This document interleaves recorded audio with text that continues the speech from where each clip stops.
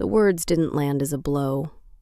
They landed as confirmation, a door slamming shut in a house that had been burning for years. I saw the antlers in my hands again, the swing I hadn't meant to take, the shock on Robert's face, not that I had hurt him, but that I had dared. I saw him falling. I saw myself running. He's dead. He's dead. I did that. My vision blurred at the edges. The lobby lights smeared into long streaks. Sound narrowed to a dull, muffled thudding. Someone moved behind me. A tray clinked. A suitcase rolled. None of it felt real. My legs tried to stand up without asking me first. They failed.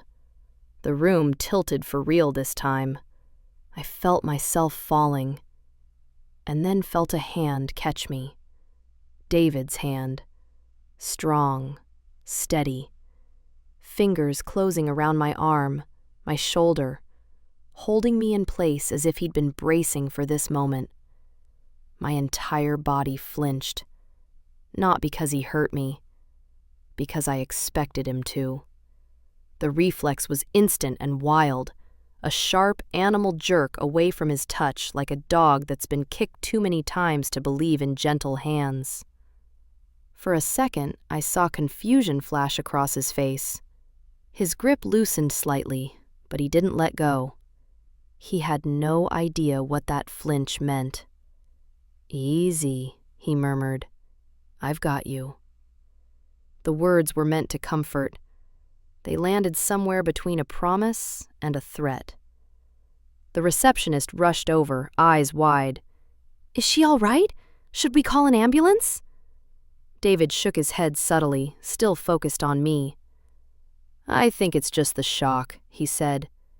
"Could we get some water, please?" A glass appeared in front of me a moment later. My hands were shaking too badly to take it. David's hand shifted, his fingers brushing mine as he helped me guide the glass to my lips. Cold water. I swallowed because everyone was watching. From the outside, it must have looked exactly as they all assumed. A wife crumbling under the weight of terrible news. A woman who'd just been told that her powerful, respected husband was dead. They had no idea that the real shock was not the loss, but the realization. I killed him. I killed him. And now everyone is looking at me as if I'm the one who needs protecting. The absurdity of it pressed against my ribs like laughter I couldn't let out. I hardly heard the words that followed. David's voice became a low, steady current in the background. "Breathe slowly. That's it.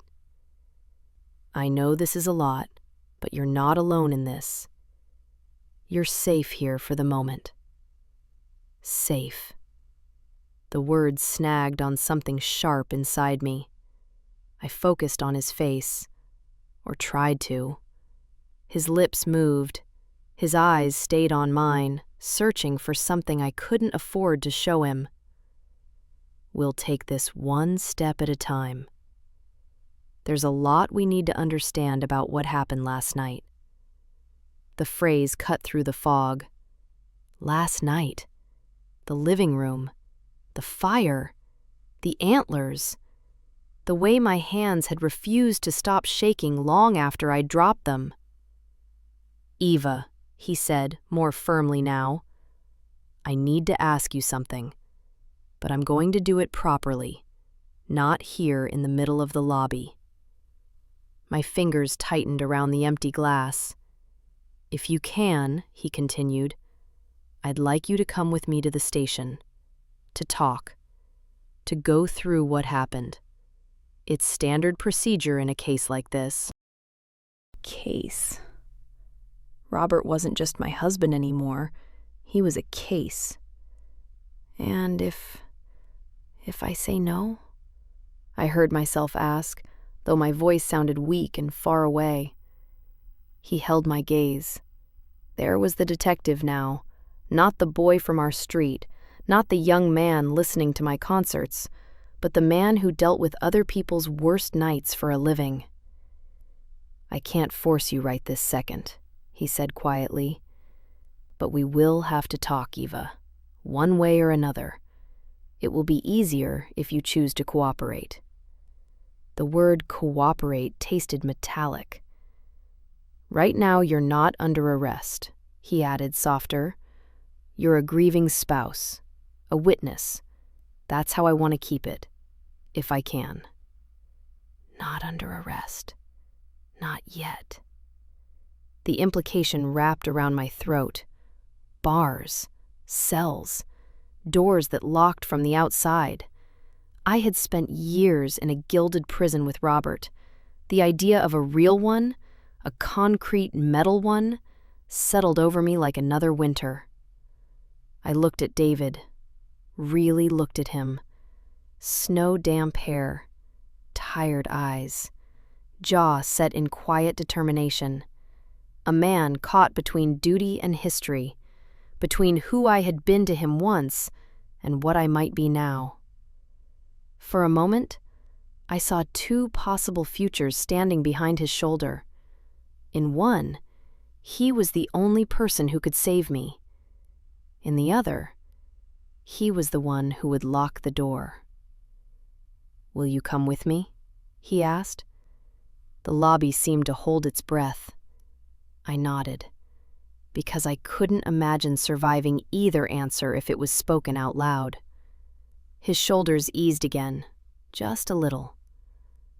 "All right," he said. "We'll go slowly, one step at a time." One step at a time. Toward the truth. Toward the station. Toward whatever waited for me on the other side of his questions.